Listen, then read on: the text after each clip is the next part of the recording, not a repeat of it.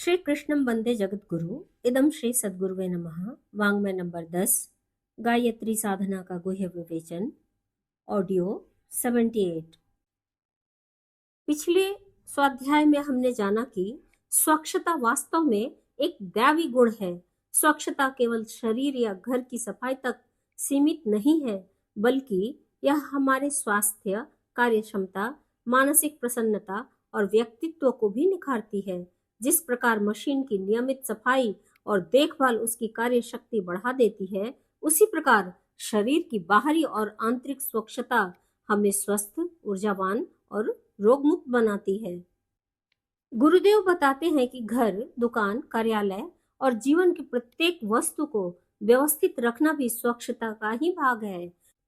कम वस्तुओं को सही स्थान पर रखना, समय पर उनकी देखभाल करना और अनावश्यक संग्रह से बचना जीवन को सरल, सुंदर और सुखद बनाता है। स्वच्छ और सुव्यवस्थित वातावरण मन में शांति, उत्साह और सकारात्मकता का संचार करता है।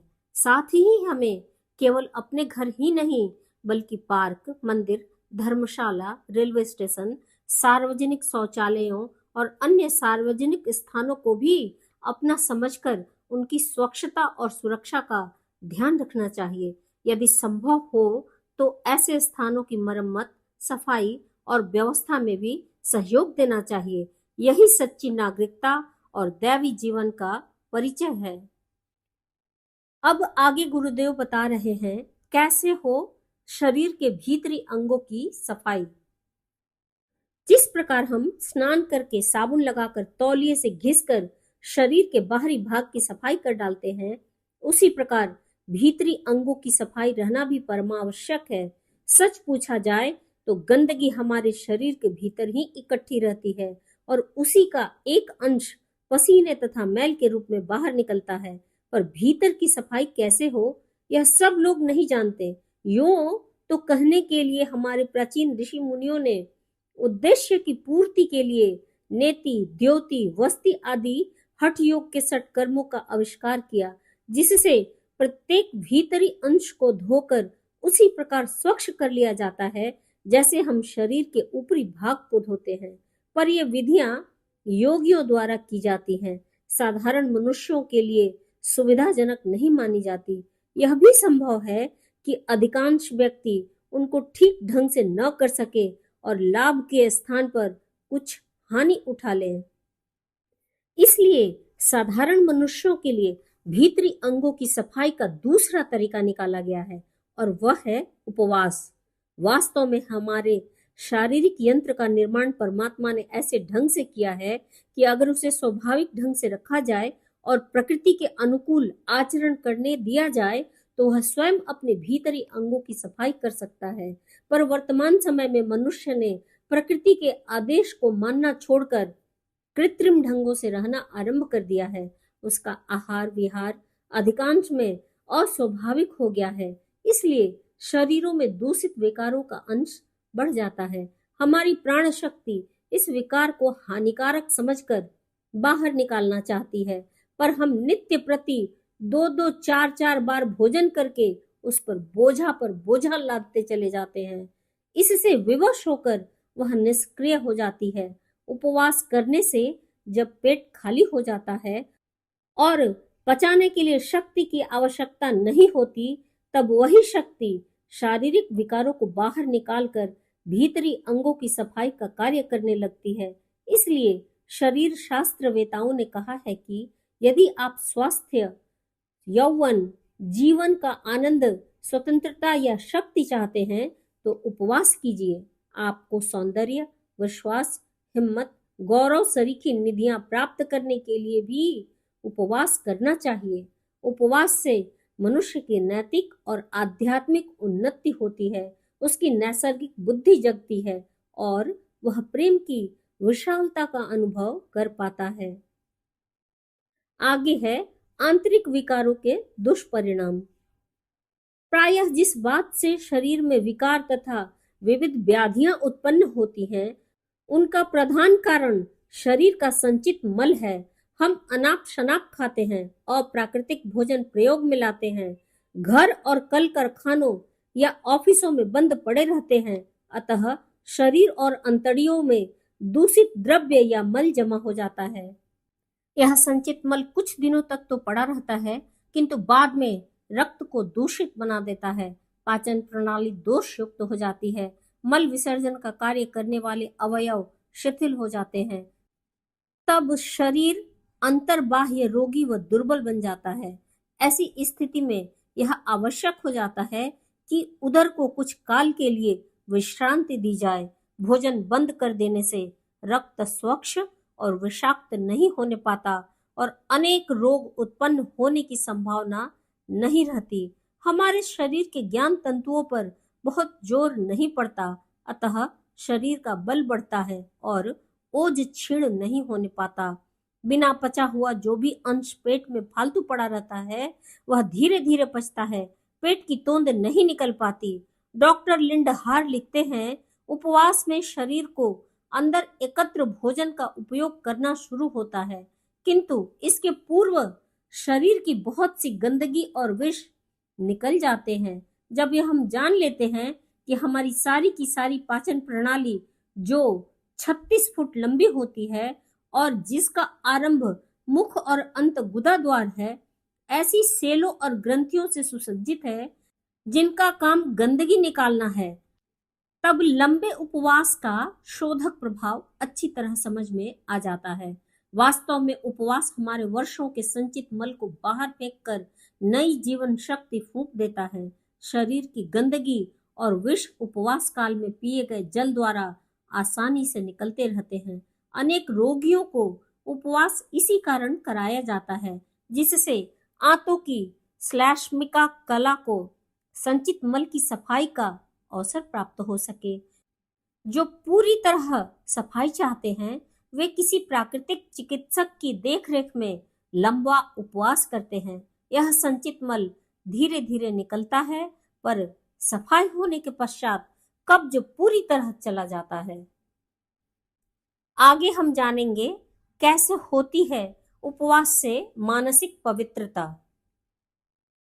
स्वास्थ्य आरोग्यता दीर्घायु के अतिरिक्त आध्यात्मिक दृष्टि से उपवास का विशेष महत्व है। शरीर की शुद्धि होने से मन पर भी प्रभाव पड़ता है। शरीर तथा मन दोनों में परस्पर घनिष्ठ संबंध है। जब हमारा पेट भरा होता है तो दृष्टि भी मैली हो जाती है। मन में कुविचार आते हैं, दुर्बल वासनाएं उद्दीप्त हो उठती हैं, मानसिक विकारों में अभिवृद्धि होती है, राजसी भोजन से श्रृंगार रस की उत्पत्ति होती है और काम, क्रोध, रोगादि रिपु प्रबल हो उठते हैं। संपूर्ण पाप की जड़ अधिक भोजन, विशेष राजसी कामोत्तेजक भोजन करना है। पेट को विवेक, शांति, धर्म, बुद्धि इस तत्व को ध्यान में रख हमारे पुरुष अतीत काल से उपवास को मानसिक एवं आत्मिक स्वास्थ्य के लिए अपनाते रहे हैं। इस प्रकार के उपवासों में ईसा, मोहम्मद, महावीर के लंबे उपवास सर्वविदित हैं। महात्मा गांधी के उपवास इसी कोटि में आते हैं। महात्मा जी ने जितने भी उपवास किए, सभी लगभग नैतिक ध्येय से किए। जब हमें भोजन खान पान से छुट्टी मिलती है और ये झंझट दूर हो जाते हैं, तब चित्त वृत्ति अच्छी तरह उच्च विषयों पर एकाग्र हो पाती है। हमारी आंतरिक वृत्ति पवित्र एवं निर्दोष होती है। ब्रह्म में वृत्ति लीन करने के लिए उपवास सर्वोत्तम उपाय है। ऐसा प्रतीत होता है कि जिन व्यक्तियों ने ब्रह्मानंद का वर्णन किया है, वे अवश्य ही उपवास परायण रहे होंगे। उपवास के समय चिंतन तथा एकाग्रता बड़ी उत्तमता से कार्य करते हैं। उपवास काल का ज्ञान अधिक स्थायी और स्पष्ट होता है। ज्ञान प्रायः भोजन के बोझ से दब जाता है, किंतु भोजन से मुक्ति मिलने पर स्पष्ट, निर्विकार और स्थायी बनता है। गीता जी में कहा है, विषया विनिर्वर्तन्ते निराहारस्य देहिनः रसवर्ज रसो अप्यस्य परम दृष्टवा निवर्तते। अर्थात उपवास में बहुत सी नीच प्रवृत्तियां क्षीण हो जाती हैं, अंतर्दृष्टि पवित्र बनती है, वृत्तियां वश में रहती हैं, धर्म बुद्धि प्रबल बनती है, काम, क्रोध, लोभ आदि षट रिपु क्षीण पड़ जाते हैं। प्राण शक्ति का प्रबल प्रवाह हमारे हृदय में बहने लगता है और शांत रस उत्पन्न होता है।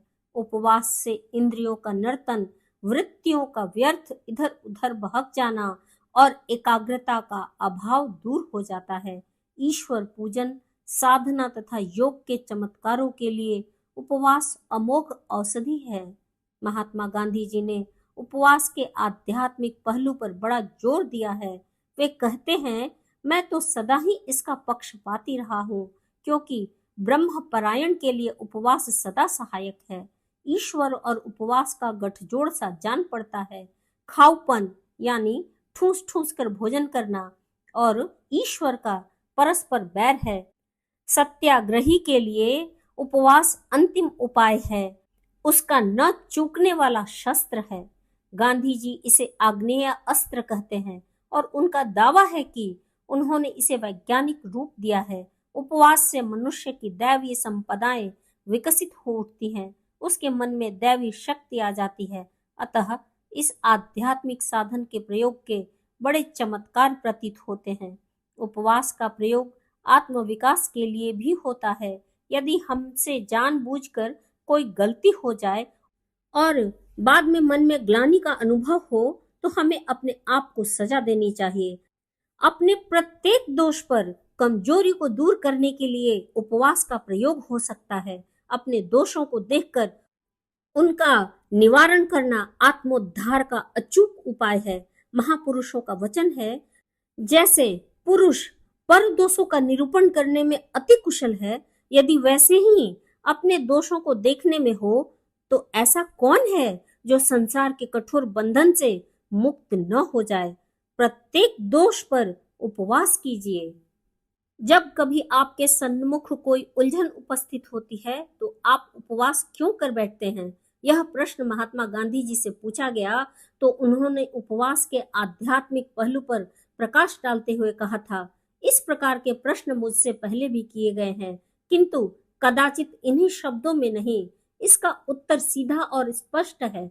अहिंसा के पुजारी के पास यही अंतिम हथियार है। जब मानवीय बुद्धि अपना कार्य न कर निरुपाय हो जाती है, तो अहिंसा का पथिक उपवास करता है। उपवास द्वारा शोधित शरीर से प्रार्थना की ओर चित्त वृत्ति अधिक सूक्ष्मता और सत्यता से उन्मुख होती है। अर्थात उपवास एक आध्यात्मिक वस्तु है और उसकी मूल प्रवृत्ति ईश्वर की ओर होती है। मनुष्य को यदि यह यकीन हो जावे कि वह उचित और न्यायोचित है, तो उसे उस कार्य को पूर्ण करने से कदापि नहीं रुकना चाहिए। इस प्रकार का आध्यात्मिक उपवास अंतरात्मा की अंतर्ध्वनि के उत्तर में किया जाता है, अतः उसमें जल्दीबाजी का भय कम होता है। अब हम जानेंगे क्या संबंध है धार्मिक उपवास और आत्मा की पवित्रता में। उपवास द्वारा मनुष्य की नैतिक और आध्यात्मिक उन्नति होती है, उसकी बुद्धि और विवेक जागृत होता है। यह देखकर ही हमारे प्राचीन ऋषि मुनियों ने धर्म के अंतर्गत उपवास को विशेष स्थान प्रदान किया है। इससे मनुष्य के मानसिक और वासनाजन्य विकार शांत हो जाते हैं और विवेक तीव्र हो उठता है। हिंदू धर्म में प्रत्येक 15 दिन पश्चात व्रत का विधान रखा गया है। एकादशी के अतिरिक्त प्रदोष और रविवार भिन्न भिन्न पुण्य तिथियों तथा पर्वों पर व्रत किया जाता है। हिंदू धर्म में आंतरिक शुद्धि के लिए व्रत प्रधान तत्व माना गया है। इसी कारण उसमें व्रतों की संख्या संसार के अन्य सब धर्मों से अधिक है। हमारे यहाँ निर्जल और चांद्रायण आदि अनेक प्रकार के दूसरे उपवास भी हैं। किसी की मृत्यु पर लंघन करना शोक मनाने का चिन्ह है। क्या प्रसन्नता, क्या क्लेश, सभी में उपवास को प्रधानता दी गई है। जैन धर्म में लंबे उपवासों पर आस्था है। जैन धर्म के ग्रंथों में केवल नाना प्रकार के उपवासों का ही विधान नहीं, प्रत्युत बहुकाल व्यापी उपवासों का विधान है। जैनियों के उपवास सप्ताहों और महीनों तक चलते हैं। मिस्र में प्राचीन काल में कई धार्मिक पर्वों पर उपवास किया जाता था, किंतु वह जन साधारण के लिए अनिवार्य नहीं था। यहूदी अपने 7वें महीने के 10वें दिन उपवास रखते हैं। उनके धर्म में जो इस उपवास का उल्लंघन करता है वह दंडनीय है। इसके अंतर्गत प्रातः से सायंकाल तक निराहार रहना पड़ता है। ईसाई धर्म में तथा ईसा की 5वीं शताब्दी से पूर्व महात्मा सुकरात ने उन दिनों यूनान में प्रचलित कितने ही उपवासों का जिक्र किया है। रोमन जाति के व्यक्ति ईस्टर से पूर्व 3 सप्ताहों में शनिवार और रविवार के अतिरिक्त अन्य दिनों में उपवास किया करते थे। महात्मा ईसा ने स्वयं एक बार 40 दिन और 40 रात्रियों का उपवास किया था। यूरोप में जब पापों का प्रभाव बढ़ा तो उपवासों को विशेष महत्व प्रदान किया गया। मुसलमान रमजान के महीने में अपने धर्म ग्रंथों के अनुसार 30 दिन तक रोजे रखते हैं। प्रातःकाल ब्रह्म मुहूर्त में कुछ खाकर सूर्यास्त के पश्चात रोजा टूटता है। तात्पर्य यह है कि सभी प्रधान धर्मों में उपवास को विशेष महत्व प्रदान किया गया है। सभी ने एक स्वर से उसकी उपयोगिता स्वीकार की है। उपवास से शरीर, मन तथा आत्मा पर लाभदायक प्रभाव को देखकर ही उसे धर्म के अंतर्गत स्थान दिया गया है। भारत के प्राचीन ऋषियों की तपस्या का उपवास एक प्रधान अंग था। बड़े बड़े धर्माचार्य स्वयं बहुत दिनों तक उपवास करके अपने अनुयायियों और भक्तों को उसका लाभ बतलाते थे और उनका स्वयं आदर्श बनते थे। पर आजकल जो लोग धार्मिक दृष्टि से उपवास करते हैं, प्रायः सभी देशों में उन्हें धर्मांध बतलाया जाता है और उनकी हंसी उड़ाई जाती है। इसका कारण यही है कि आजकल लोग प्राकृतिक नियमों से एकदम अनभिज्ञ हो गए हैं। जो लोग अन्न को ही प्राण समझते हैं, उन्हीं की आंखें खोलने के लिए उपवास के सिद्धांतों का फिर से प्रचार होने लगा है। तात्पर्य यह है कि उपवास के 2 प्रधान उद्देश्य हैं। पहला, शारीरिक स्वच्छता, आंतरिक विकारों, विजातीय द्रव्यों, संचित विषयों का निराकरण तथा दूसरा, आध्यात्मिक उपयोग, नैतिक बुद्धि की जागृति, आत्मिक और मानसिक शुद्धि। उपवास न केवल शरीर शोधक है, प्रत्युत साथ साथ आत्म परिपोषक भी है। आगे हम जानेंगे पवित्रता और मनोविकारों का संबंध। वैसे पवित्रता और स्वच्छता प्रधानतः एक शारीरिक कार्य माना जाता है, पर हमारे मनोविकारों से भी उसका बड़ा घनिष्ठ संबंध रहता है। देखने में तो सभी सांसारिक कार्य हमारी बाह्य इंद्रियों, हाथ पैरों द्वारा किए जाते हैं, पर जैसे हम सभी जानते हैं, इंद्रियों का संचालन मन द्वारा ही होता है। हमारा मन ही भली बुरी इच्छाएं और अभिलाषाएं किया करता है और उसका प्रभाव हमारे शरीर पर पूर्ण रूप से पड़ता है। कितने ही लोग यह ख्याल करते हैं कि काम, क्रोध, लोभ आदि मनोविकार केवल आध्यात्मिक जीवन से संबंध रखते हैं, भौतिक बातों से उनका कोई संबंध नहीं रहता। पर यह विचार ठीक नहीं। परमात्मा ने मनुष्य की जिस प्रकार रचना की है, उसमें भौतिक और आध्यात्मिक पहलुओं में अन्योन्याश्रय संबंध है। भौतिक विभाग में खराबी आने से उसका प्रभाव आध्यात्मिक जीवन पर अवश्य पड़ेगा और आध्यात्मिक दोषों के उत्पन्न होने से भौतिक जीवन में भी अव्यवस्था और बुराइयों का उत्पन्न हो जाना अनिवार्य है। हमारे काम, क्रोधादि एक प्रकार के वास्तविक विष हैं, जो मन में प्रवेश करके वहां अपना अड्डा जमा लेते हैं और हमारे भीतरी शारीरिक अंगों को गंदा बना डालते हैं। ये विष अपने काले धुएं से शरीर की धातुओं को विषैला बनाकर उन्हें रोगों का केंद्र बना देते हैं। यदि इन विकारों को हटाकर जीवन को प्रसन्नता, प्रेम, सौंदर्य और पवित्रता के भावों से भर लिया जाए तो मनुष्य बहुत ही अल्प समय में पूर्ण स्वस्थ बन सकता है। और यह कहने की तो आवश्यकता ही नहीं कि स्वास्थ्य ही सौंदर्य है। एक ही वस्तु के यह 2 पहलू हैं। आज का स्वाध्याय यहीं तक। और इस आज के स्वाध्याय में हमने यह सीखा, उपवास का वास्तविक उद्देश्य केवल भोजन छोड़ना नहीं है, बल्कि शरीर, मन और आत्मा की शुद्धि करना है। जब हम संयम, सात्विकता और आत्मचिंतन अपनाते हैं, तभी सच्चा स्वास्थ्य, मानसिक शांति और आध्यात्मिक प्रगति प्राप्त होती है। सभी को प्रणाम। 21वीं सदी उज्जवल भविष्य। भारत माता की जय। वाङ्मय अर्थात साहित्य, शब्द, विचार और भावनाओं का दिव्य संग्रह। युग ऋषि पंडित श्री राम शर्मा आचार्य जी की इस धरोहर को ऑडियो रूप में सुनने के लिए चैनल को लाइक करें, सब्सक्राइब करें और नोटिफिकेशन ऑन करें। गुरुवाणी जन जन तक पहुँचाएं। हृदय से धन्यवाद।